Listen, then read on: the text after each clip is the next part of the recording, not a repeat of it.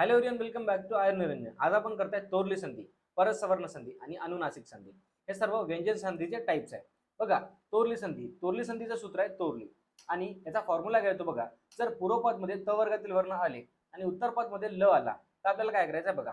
त वर्गातील वर्ण म्हणजे कोणचे? त, थ, द आणि ध यांना रिप्लेस करायचं आपल्याला ल नी, आणि जो अनुनासिक शब्द आहे म्हणजे न याला रिप्लेस करायचं आपल्याला ल नी. ठीक आहे, विथ एक्झाम्पल समजूया. तत् प्लस लीन, इथे काय झालेलं आहे, पहिल्या शब्दातील शेवटचा वर्ण हा त आलेला आहे आणि दुसऱ्या शब्दातील पहिला वर्ण हा ल आलेला आहे. त्यामुळे आपल्याला या त ला रिप्लेस करायचा ल नी. ठीक आहे, तर आन्सर मध्ये येईल तल्लीन. त्यानंतर नेक्स्ट क्वेश्चन बघा. स्यात प्लस लिंगम, इथे काय झालेलं, पहिल्या शब्दातील शेवटचा वर्ण हा त आलेला आहे आणि दुसऱ्या शब्दातील पहिला वर्ण हा ल आलेला आहे. त्यामुळे आपल्याला त ला रिप्लेस करायचा आहे ल नी. आन्सर मध्ये काय येईल? स्यालिंगम. त्यानंतर बघूया आपण नेक्स्ट क्वेश्चन. उद प्लस लेखनम, पहिल्या शब्दातील शेवटचा वर्ण हा द म्हणजे त वर्गातील वर्ण आहे आणि दुसऱ्या शब्दातील पहिला वर्ण हा ल आलेला आहे. त्यामुळे आपण द ला रिप्लेस करतो ल नी. आन्सर मध्ये उल्लेखनम. ठीक आहे, त्याच्यानंतर बघा, पहिल्या शब्दातील शेवटचा वर्ण हा न आलेला आहे आणि दुसऱ्या शब्दातील पहिला वर्ण हा ल आलेला आहे. त्यामुळे आपण या न ला रिप्लेस करतो लॉ नी. कशाने करतो? लॉ नी. आन्सर मध्ये काय येईल? विद्वान लिखती. ठीक आहे, हे काही क्वेश्चन तुमच्या प्रॅक्टिससाठी जे की तुम्हाला स्वतःहून सॉल्व्ह करायचे आहे आणि याचे आन्सर पण मी देतो तुम्हाला, जे की बघा व्हिडिओ पॉज करून तुम्हाला सॉल्व्ह करायचे आहे. हे राहिले त्याचे आन्सर. ठीक आहे, आपला आन्सर चेक करून घ्या आणि आपली तोरली संधी संपली आहे. ठीक आहे, आता आपण बघणार आहोत परसवर्ण संधी. परसवर्ण संधी याचं सूत्र काय बघा. अनुस्वारस्य येई परसवर्ण. इथे बघा, याचा फॉर्म्युला काय ते, जर पूर्वपद मध्ये पदाच्या शेवटी अनुस्वार आला आणि उत्तरपद मध्ये येई प्रत्याहारातील वर्ण आले तर आपल्याला अनुस्वारला रिप्लेस करायचा अनुनासिक वर्णांनी. विथ एक्झाम्पल समजूया. बघा, कन्सेप्ट काय, जर उत्तरपदामध्ये कुठल्या पण वर्गातील जर वर्ण आले, जसे की क, च, ट, त, प या वर्गातील वर्ण जर उत्तरपदामध्ये आले तर आपल्याला या अनुस्वारला चेंज करायचा आहे अनुनासिक वर्णांनी. ठीक आहे, विथ एक्झाम्पल समजूया. बघा, कंप, इथे काय झालेलं आहे, अनुस्वारच्या पुढे प आलेला आहे म्हणजे प उत्तरपदात आलेला आहे.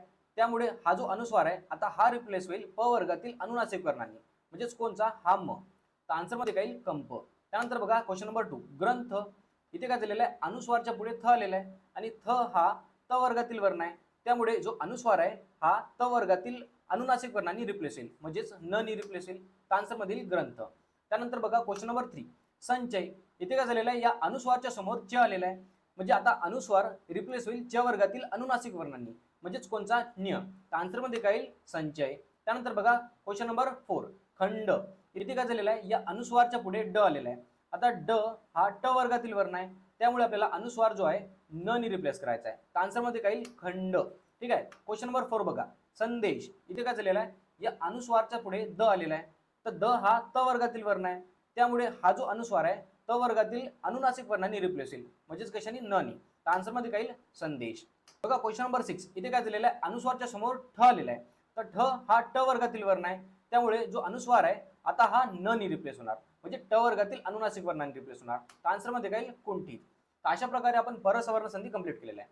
आता बघूया आपण अनुनासिक संधी. अनुनासिक संधीचं सूत्र आहे यरो अनुनासिके अनुनासिको वा.